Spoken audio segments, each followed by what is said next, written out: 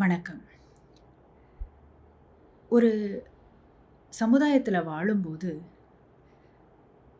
நம்ம உறவினர்கள் இறந்துட்டாங்க அப்படின்னும்போது நமக்கு ரொம்ப வேதனையில் இருக்கிறோம்.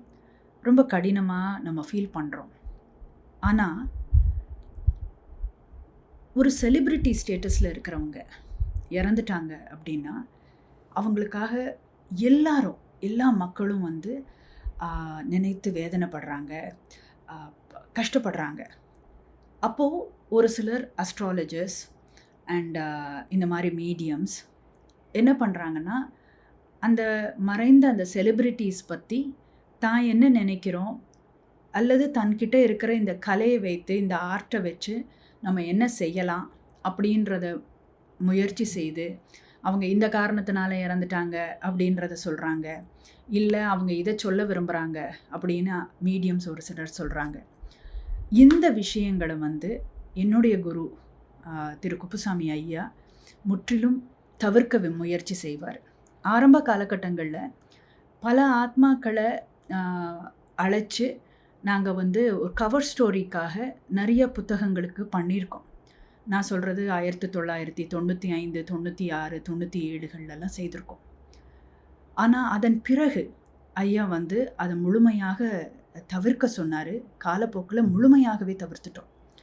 அதற்கு அவர் குறிப்பிட்ட காரணம் என்னென்னா, ஒரு இறந்த தலைவராகவும் இருக்கட்டும், இல்லை செலிப்ரிட்டியாக இருக்கட்டும், அவங்களுக்கு பப்ளிக் இருக்கிறாங்க அப்படின்றது தெரியும். இண்டிவிஜுவலாக ஒவ்வொருத்தரையும் அவங்களுக்கு தெரியாது. நாம் ஒரு பப்ளிக் ஃபிகர் அப்படின்றது அவங்களுக்கு தெரியும். அது அவங்களுடைய ஐடென்டிட்டி. ஆனால் தன்னுடைய உறவினர்கள் மீது தான் அவங்க அதிக பற்றும் அன்பையும் வைத்திருப்பாங்க.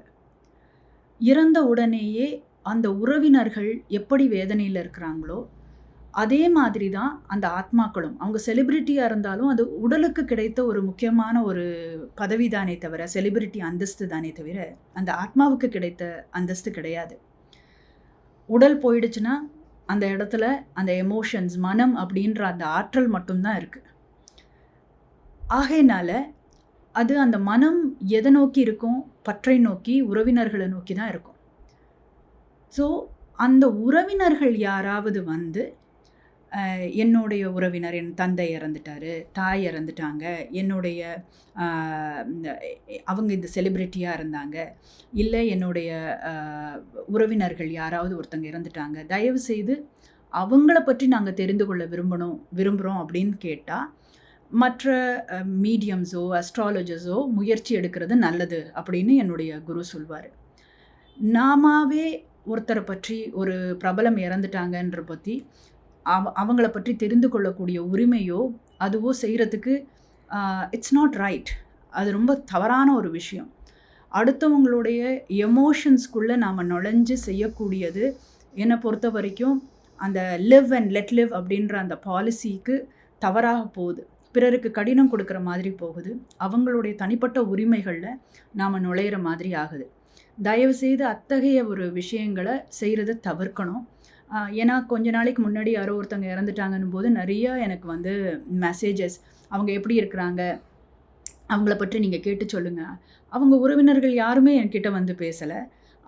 அதை பற்றி அவங்களுக்கு தெரிய வேண்டிய விஷயங்கள் மற்றவர்களுக்கு தெரியணுன்ற அவசியம் இல்லை. எங்கள் ஐயாவுக்கும் அது ஒரு முக்கியமான ஒரு விஷயம் அல்ல. உலகத்தில் 1000 இறப்புகள் நடந்துக்கிட்டே இருக்குது.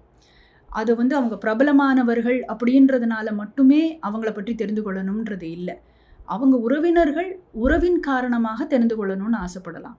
ஸோ இந்த மாதிரி அவசியமில்லாத விஷயங்களில் நாம் நுழையிறது நம்மளுடைய ஆன்மீக ஃபோக்கஸ் வந்து குறைக்கும்.